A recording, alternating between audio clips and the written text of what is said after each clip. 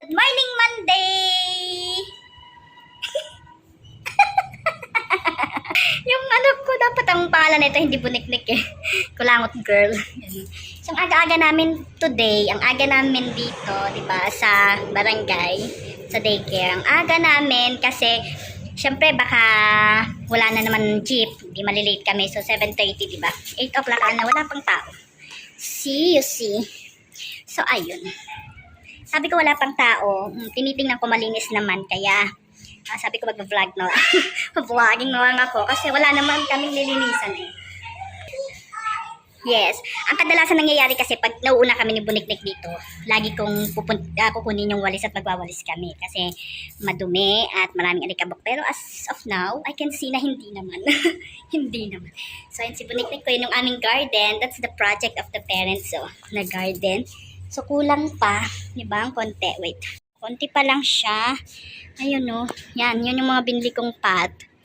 Nasabit. Tas konti pa lang to. So, magtatanim pa kami ng marami. And, ayun. And thankful ako today kasi hindi ako nahirapan nagisingin yung aking Buniknik. Kasi alam mo ba, what time did you wake up, anak? Parang 6 o'clock. 6 o'clock nagising na siya. Kasi itong anak ko, sa sobrang ganun na naming dalawa. Sa sobrang ganun na naming dalawa. Pagkagising ko ng morning, yung tatayo pa lang ako, andyan na yan. Mag-aano na sabihin niya sa akin, Mama, wait for me, kala mo iiwanan. So yan, nagigising naman siya na maaga. So hindi ako nahihirapan gisingin siya. Yun ang pinagpapasalamat ko sa ngayon dahil nasanay na rin siyang gumising ng maaga at ayan na nga, bibihis siya, magmi-milk o tamo may time pa siyang mag-milk na ngayon at mag-breakfast bago kami pumasok. Hindi gaya noon na talagang pahirapan nung start. Kasi syempre nag-a-adjust pa lang siya. So ayun, say hi! Diba ang ganda ng daycare center namin. Yan o, ang linis siya. Ay, nandito siya sa likod ng barangay. Kasi alam niyo naman yung aming barangay. Na-flex ko na noon. The mall barangay. The mall barangay. Ang alam ko, ito daw ang pinakamalaking barangay sa buong Pilipinas. As of today. So, ayun na nga, diba? Napapachika-chika na naman ako sa inyo dahil it's Monday. Sabi nga nila, pag Monday, ayan o, it's, ang ganda ng sunlight.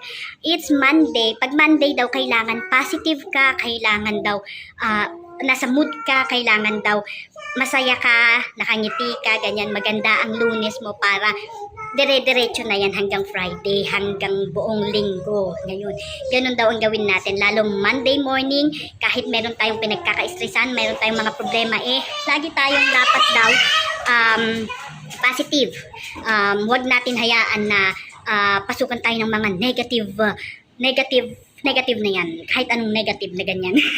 So, ayun, no, diba? So, start natin ang ating Monday ng happy, ng positive, and yun, maging nasa mood tayo para magawa natin ang ating trabaho ng tuloy-tuloy at ating mga yung mga ginagawa natin kahit nasa bahay ka man, di ba, nagluluto ka, nag-aasikaso ka ng mga anak mo, happy at hindi ka may stress. So ayan, iwanan, kapag umalis ka ng bahay, iwanan mo muna ang problema mo doon at pagbalik mo tsaka mo isolve. And dapat laging masolve ang ating problem. Ayun lang for today's morning vlog. Ilang ingay ng anak ko, hindi ako makapag-concentrate, chumika. O diba ang daldal ko, kaya nga, Nalin Chikadora. Bye!